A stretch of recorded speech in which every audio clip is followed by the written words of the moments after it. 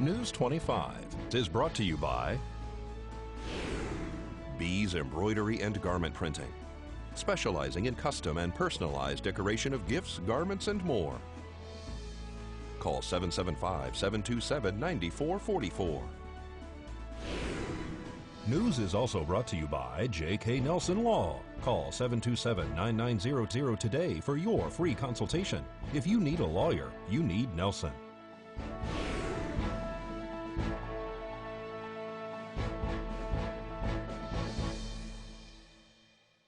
Tonight, VEA releases an audit to the public, and the local shelter says they need help from the county. News 25 starts now. You're watching KPVM News 25 with Deanna O'Donnell. News 25. Local coverage you can count on. Valley Electric says their latest audit shows no discrepancies. It's Wednesday, April 17th. I'm Deanna O'Donnell. Prior to the annual meeting, which is next Saturday, Valley Electric Association released the promised audit to members of the electrical co-op. Valley Electric Association released their 2018 audit. The scope of the audit covered 2018, the same time period for which they say allegations of financial impropriety had been leveled against VEA by some members. The audit was conducted in February of this year by Valley Electric's auditors Bollinger, Seegers, Gilbert, and Moss of Lubbock, Texas. The full audit is posted to the cooperative's website at vea.coop. Valley Electric would like to note that no significant transactions lacking supporting documentation or of an undeniable nature were noted, according to the report from Hinton Burdick. The consolidated financial statements with consolidating and accompanying information for the years ending December 31st of 2018 and 2017. There is also a report of certified public accountant. The report included operating revenues, expenses, inventory, uncollectible accounts, debts, and other line items for Valley Electric Association, Valley Communication Association, and Valley Electric Transmission Association. The recent rate increase for broadband and electrical rates has concerned members. When looking at the 5-year comparison data from 2014 to 2018, the total operating revenues increased from $56,433,688 to $71,583,342. The operating expenses, however, in 2014 were $48,155,702 and increased to $104,404,347. Significant increases were the cost of purchased power from $23,543,262 to $61,694,639. And employee expenses, including customer accounts expense, customer service and information, sales expense, and administrative and general expenses. To find out more and view Valley Electric's audit, you can find it at vea.coop. And Desert Haven Animal Society, who manages the Nye County Animal Shelter, is reporting financial issues. Officials with the nonprofit met with commissioners yesterday to see what could be done to fix the problems. The monthly progress report from Desert Haven Animal Society was presented and discussed at the recent Board of County Commissioners meeting. From being understaffed, overrun with animals, from owner surrenders, animal control, and even rodent infestation, Desert Haven Animal Society has been up in arms in a downhill spiral. Ellen Arntz from Desert Haven Animal Society speaks about getting help from the Nye County Detention Center inmates. And I've been talking to Sergeant Chafee at the jail, and he is at this point waiting for Berkowitz, Lieutenant Berkowitz, yeah. Lieutenant Berkowitz, to get back to him about this program, and we're just waiting for him to say, okay, we're ready, because we can utilize the inmates. However, in Mr. Crosby's report, he's not real crazy about having drug court people there. We never did present having inmates work. But at this point, I think the shelter's pretty desperate for workers. Their monthly loss of $11,000. In March, our total income was $9,973. Our total expenses were $21,067, with a loss of $11,027.67. Was that due to veterinary costs, the Yes, majority of ma'am. it? That and payroll. It'd be really Yeah, great payroll. if we could get a local vet to donate. That is a local vet mostly. No, I'm talking about if we could get a local vet to donate to the county to maybe do something once a month, if we could get each one. Well, we've contacted all of the veterinarians in the county that in our immediate area, and they want nothing to do with us. Yeah, and that's really a shame because. Well, it's the way they we make all their living, volunteer. so that's hard for them to donate sometimes. If I'd like to continue on, and I appreciate the conversation we've been having. It's opening other doors. How many paid employees do you guys have? 6, 6? How many volunteers? very few, under 6. I'm still having a hard time wrapping my head around, we've lost $11,000 to $12,000 a month. I've got 3 months on the record. I got December, February. I would make the understanding that it was most likely for January as well, and you have March. So now I got 3 months on the record where we've lost $11,000 in a shelter. And how she says lies and rumors have ruined their name and their business. There's no county involvement, really. There's no public involvement, as all of the negative issues that were written up and the lies that were discussed on Facebook and all the other social medias, they've ruined us as far as donations, volunteers, you name it. So I guess they've succeeded, so if that makes them happy, hope they can sleep at night, because the shelter will be closed unless someone comes in and can take over. More news, including your Business First Brief and court report, right after this break.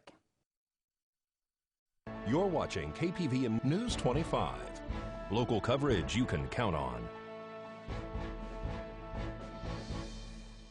Welcome back. Well, the Federal Aviation Administration wants pilots to have more hands-on computer training to help avoid future crashes. Angela Miles reports in today's Business First Brief. The FAA is releasing its first review of Boeing 737 MAX 8 anti-stall software.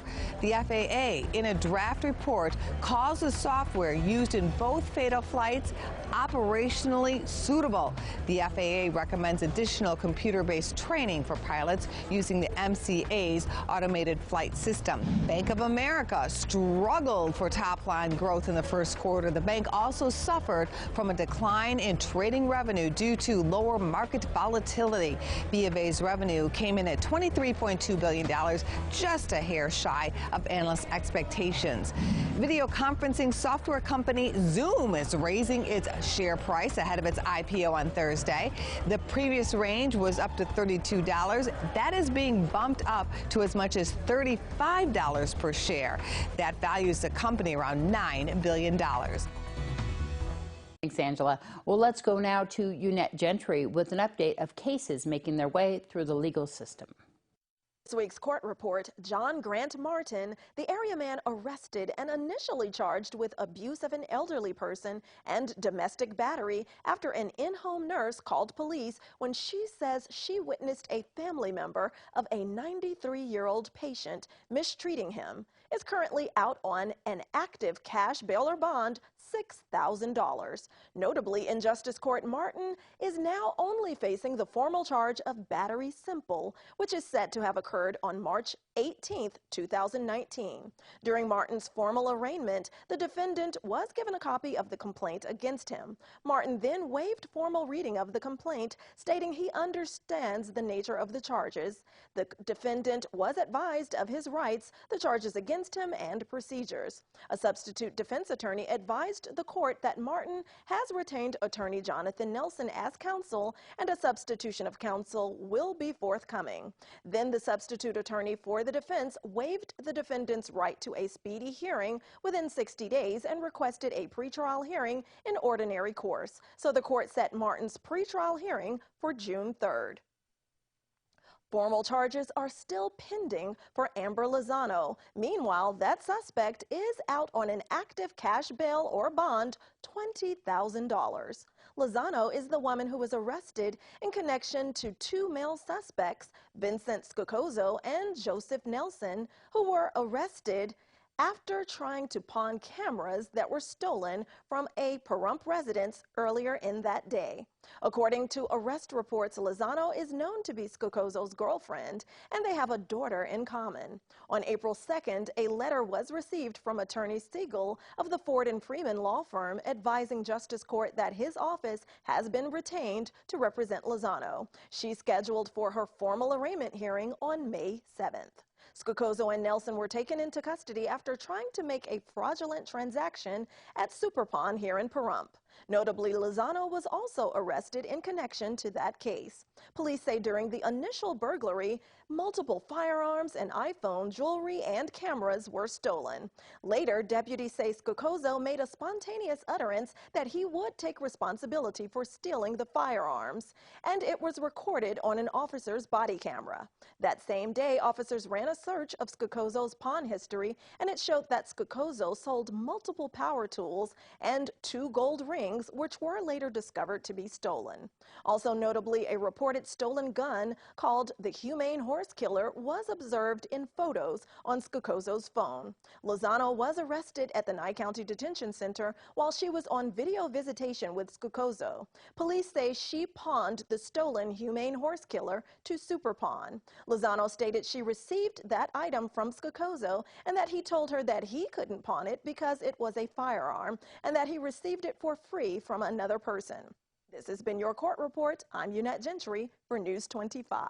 Thanks so much, Unette. Well, some sad news to report. The wild foal that was born this past week has died in the field off Basin Avenue and Blagg Road. The reason is unknown at this time. The Bureau of Land Management has responded to the request for information concerning the foal that has died on the former dairy property located off Blagg Road here in Pahrump. The other 4 wild horses still remain on the property at this time. The BLM says it looks like the foal died Thursday night. However, News 25 did take pictures of the animal on Friday morning. The BLM says that the wild horse and burro specialist went to the former dairy and checked out the dead animal. They say it didn't look like it was injured in any way. They also commented that they believe it died in its first 24 hours, so it may not have been viable. At this time, they're not sure how the animal died, but it does not look like it was killed by another horse or wild animal.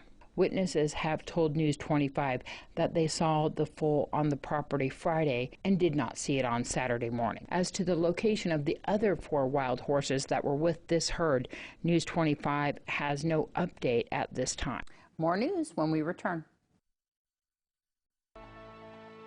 News 25 is brought to you by Bill and Robin Law, injury attorneys. Injured, need money? Get Bill and Robin, your local Pahrump injury attorneys.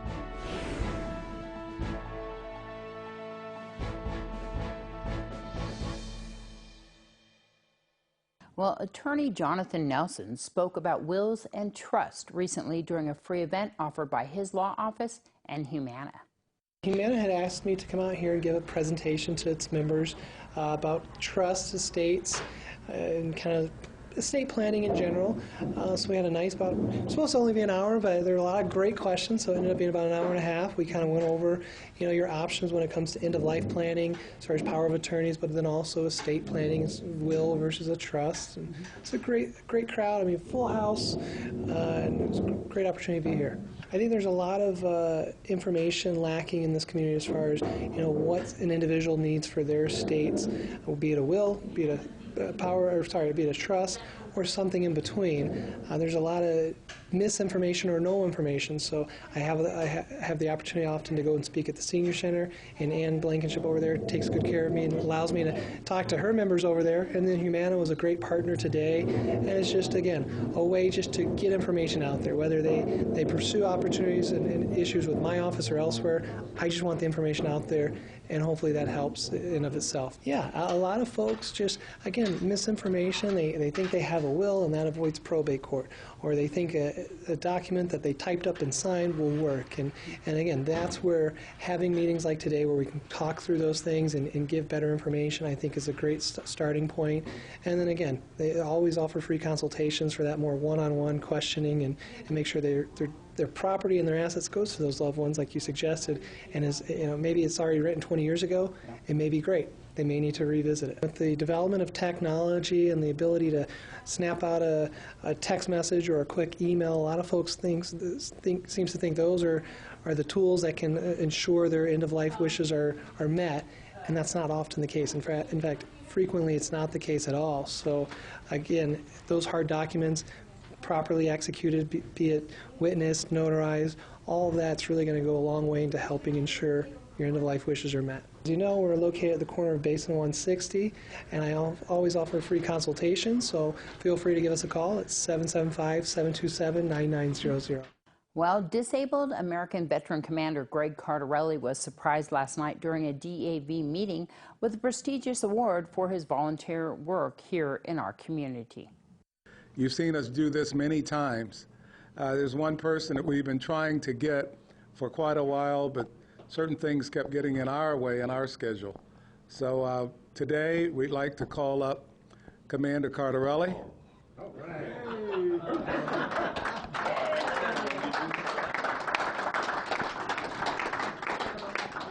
We always want these to be a surprise, because if we ask Greg Cardarelli about the award, he would say, look, we have so many other people in the community more deserving.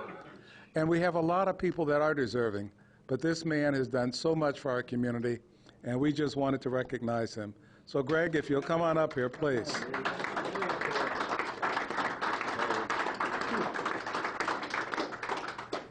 I want to read what it says. It says, in memory of Andre Butch Harper. And those of you how many remember Butch Harper? Okay, a room full of people. This man did so much in our community, and he created this award. When he passed away, we decided to name the award after him. So in memory of Andre Butch Harper, the Act of Kindness Award is presented to Greg Cardarelli, disabled American veterans, for your dedication and service to our country and our veterans. From the citizens of Pahrump, Nevada, no act of kindness is ever wasted, and this is your award. Well deserved. You're a punk. There we go.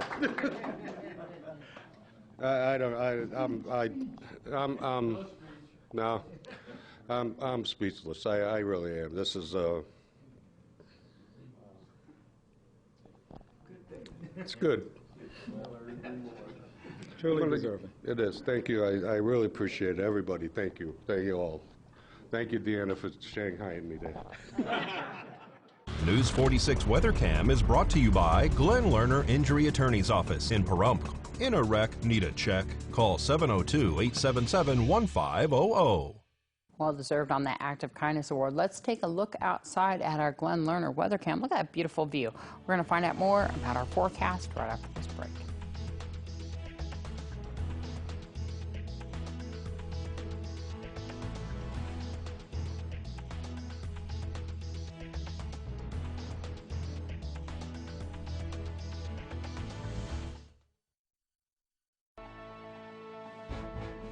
News 25 weather is brought to you by Dairy Council of Nevada.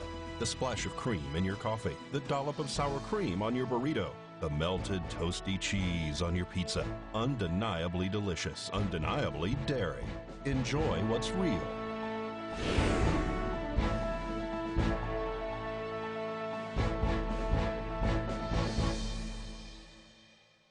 Hello and welcome back to News 25. I'm Michael Donahue with today's temperatures. In Las Vegas, we have a high of 80 degrees, a low of 59. In Death Valley, 92.66. In Amargosa, a high of 81, a low of 55. 78.50 in Beatty. 67.40 in Goldfield. Tonopah at 65.40. Carson City at 70.40. Fallon at 70.41. And Fernley have a high of 71 and a low of 43. Today in Pahrump, Sunny skies, a high of 80 degrees. We have winds coming out of the north-northeast at 10 miles per hour, humidity at 14%, and our sunrise at 6:08 a.m. For tonight, it's currently 78 degrees outside with clear skies, a low of 55 degrees. Winds coming out of the northeast at 7 miles per hour, 33% humidity, and our sunset tonight expected around 7:19 p.m. Looking ahead to our 7-day, we do have a lot of sun expected for the coming week. We will have a little bit of clouds this Friday through Sunday. Temperature-wise, it's starting to get pretty warm outside. All through this week, we're going to be seeing our high temperatures all in that 80-degree range. We're going to see our lowest temperature this Sunday at 80 degrees. Then we'll be peaking at 89 this Friday and Wednesday. For overnights, on Thursday, Saturday, and Sunday, our lows will be 57 and 58 degrees. And this Friday and Monday through Wednesday, our low temperatures are all going to be within those low to mid-60s, just between 61 and 65 degrees. Now, if you can't make it home in time to catch the news live on TV, make sure to check out our Facebook page. You can catch the news live every night at 5 there, as well as any other news and updates. And now we're going to throw it back to the desk with Deanna. No, I don't want it to get hot yet. No. All right. Well, we're going to have to deal with it. Well, at least it's going to be summer and boating season and stuff. There's some good things in there. All right. Well, that's going to wrap up this edition of News 25. I'm Deanna O'Donnell from all of us here at KPVM TV and Ace Country Radio 103.1 FM. Have a great night. We'll see you back here tomorrow.